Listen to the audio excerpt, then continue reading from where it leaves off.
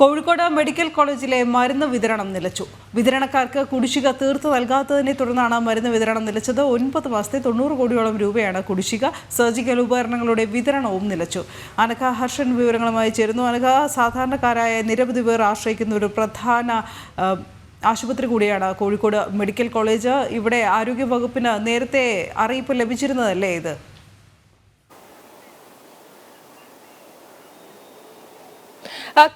കൃത്യമായി തന്നെ ജനുവരി 10-ന് ഞങ്ങൾ മരുന്ന് വിതരണം നിർത്തുമെന്ന് ഈ മരുന്ന് വിതരണക്കാർ ആശുപത്രി അധികൃതരെ കൃത്യമായി തന്നെ അറിയിച്ചിരുന്നു.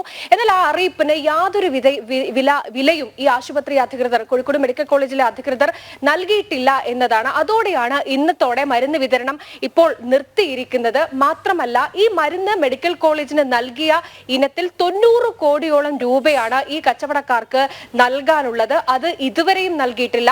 അതുമായി ബന്ധപ്പെട്ട കാര്യങ്ങൾ കൃത്യമായി തന്നെ ആശുപത്രി അധികൃതരെ പലവട്ടം ഇവർ ധരിപ്പിച്ചതാണ്. പക്ഷേ ഇവരുടെ വാക്കുകൾക്ക് ഒരു വിലയും ആശുപത്രിയുടെ ഭാഗത്ത് നിന്ന് നൽകിയിട്ടില്ല എന്നതാണ്. മുൻപും ഇത്തരത്തിൽ ആശുപത്രിയിൽ നിന്ന് മരുന്ന് വിതരണക്കാർക്ക് ഈ പണം നൽകാനുണ്ടായിരുന്നു ആശുപത്രി.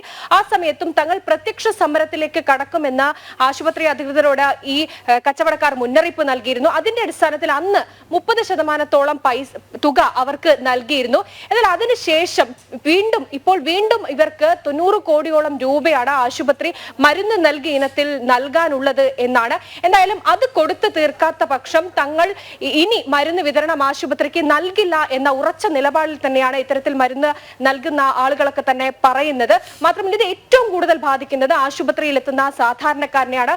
നമുക്കറിയാം, ദിവസേന 3000-ലധികം രോഗികൾ എത്തുന്ന സാധാരണക്കാരന്റെ ഏറ്റവും ആശ്രയമായ മെഡിക്കൽ കോളേജാണ്. ആ മെഡിക്കൽ കോളേജിൽ ഇത്തരത്തിൽ മരുന്ന് ക്ഷാമം ഉണ്ടാകുന്നതോടെ അത് ഏറ്റവും അധികം ബാധിക്കുന്നത് അവിടെ എത്തുന്ന സാധാരണക്കാരായ രോഗികളെ തന്നെയായിരിക്കും. ശരി അനഘ.